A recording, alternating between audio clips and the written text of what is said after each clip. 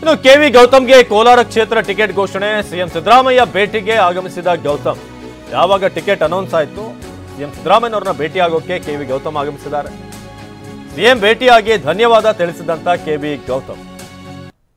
So ಒಂದು ಹೊಸ ಮುಖಕ್ಕೆ ಈ ಬಾರಿ ಮಣೆ ಹಾಕಿರೋದು ಕಾಂಗ್ರೆಸ್. ಈಗ ನೀವು ಗಮನಿಸಬಹುದಲ್ಲಿ ಕೆವಿ ಗೌತಮ್ ಹೂಗುಚ್ಛವನ್ನು ನೀಡಿ ಧನ್ಯವಾದ ತಿಳಿಸಿದ್ರು, ನನ್ನ ಮೇಲೆ ನಂಬಿಕೆ ಇಟ್ಟು ಪಕ್ಷದ ಅಭ್ಯರ್ಥಿಯಾಗಿ ಘೋಷಣೆ ಮಾಡಿದ್ದಕ್ಕೆ ಅಂತ.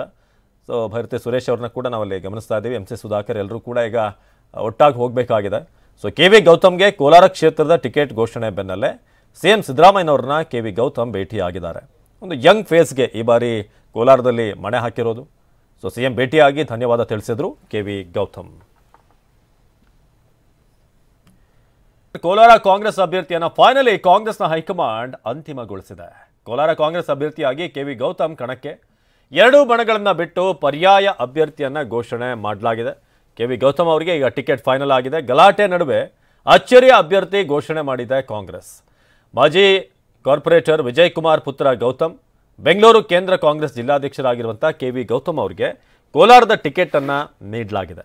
ಭಾಳ ಜಟಾಪಟಿ ಇತ್ತು. ಒಂದು ಕಡೆ KH ಮುನಿಯಪ್ಪ, ಚಿಕ್ಕಪೆದ್ದಣ್ಣ ಅವರಿಗೆ ತಮ್ಮ ಅಳಿಯನಿಗೆ ಟಿಕೆಟ್ ಕೊಡಬೇಕು ಅಂತ ಭಾಳ ಪಟ್ಟು ಹಿಡಿದಿದ್ರು.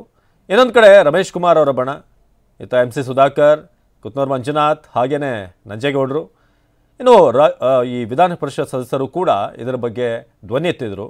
ಆದರೆ ಯಾರಿಗೂ ಬೇಡ, ನಿಮ್ಮಿಬ್ಬರಿಗೂ ಕೂಡ ಇಲ್ಲ, ನಾವು ನ್ಯೂಟ್ರಲ್ ಆದಂಥ ಒಬ್ಬ ಕ್ಯಾಂಡಿಡೇಟನ್ನು ನಿಲ್ಲಿಸ್ತಾ ಇದ್ದೀವಿ, ನೀವೆಲ್ಲರೂ ಕೂಡ ಸಪೋರ್ಟ್ ಮಾಡಬೇಕು ಅಂತ ಮೊನ್ನೆ ನಡೆದಂಥ ಸಭೆಯಲ್ಲಿ CM ಮತ್ತು DCM ಭಾಳ ಸ್ಟ್ರಿಕ್ಟಾಗಿ ಈ ರಾಜೀನಾಮೆ ಪ್ರಹಸನದಲ್ಲಿ ಭಾಗವಹಿಸಿದವರಿಗೆ ತಿಳಿಸಿದರು. ಸೊ ಲೋಕಸಭೆಯ ಟಿಕೆಟ್ ಈಗ ಕೋಲಾರದ ಅಭ್ಯರ್ಥಿಯಾಗಿ ಕೆವಿ ಗೌತಮ್ ಇಬ್ಬರ ಬಡಿದಾಟದಲ್ಲಿ ಮೂರನೆಯವರಿಗೆ ಈಗ ಲಾಭ ಆಗಿದೆ. ಹಾಗಾದ್ರೆ ಕೋಲಾರ ಲೋಕಸಭಾ ಕ್ಷೇತ್ರದ ಕಾಂಗ್ರೆಸ್ ಅಭ್ಯರ್ಥಿ ಕೆವಿ ಗೌತಮ್ ಯಾರು? ಬೆಂಗಳೂರು ಕೇಂದ್ರ ಕಾಂಗ್ರೆಸ್ ಜಿಲ್ಲಾಧ್ಯಕ್ಷರು ಕೆವಿ ಗೌತಮ್, ಹಾಗೇನೆ ಮಾಜಿ ಕಾರ್ಪೊರೇಟರ್ ವಿಜಯ್ ಕುಮಾರ್ ಅವರ ಪುತ್ರ ಗೌತಮ್ ಅನ್ನೋದು ಇವರ ಒಂದು ಡೀಟೇಲ್ಸ್ ಈಗ. ಸೊ ಕೋಲಾರದ ಎರಡೂ ಬಣಗಳನ್ನು ಹೊರತುಪಡಿಸಿ ಹೊಸ ಅಭ್ಯರ್ಥಿಯನ್ನು ಈಗ ಆಯ್ಕೆ ಮಾಡಲಾಗಿದೆ. ಮಾಜಿ ಕಾರ್ಪೊರೇಟರ್ ವಿಜಯ್ ಕುಮಾರ್ ಅವರ ಪುತ್ರ ಗೌತಮ್.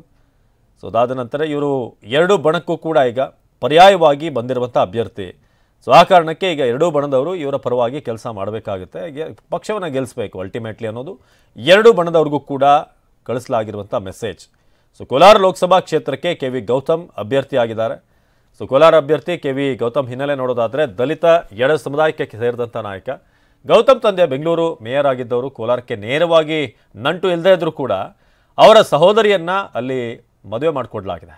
ಹೀಗಾಗಿ ಕೋಲಾರದ ಜೊತೆಗೆ ಬಾಂಧವ್ಯ ಇದೆ. ಬೆಂಗಳೂರು ಕೇಂದ್ರ ಕಾಂಗ್ರೆಸ್ ಜಿಲ್ಲಾಧ್ಯಕ್ಷರಾಗಿ ಕೂಡ ಕೆಲಸ ಮಾಡ್ತಿದ್ದಾರೆ.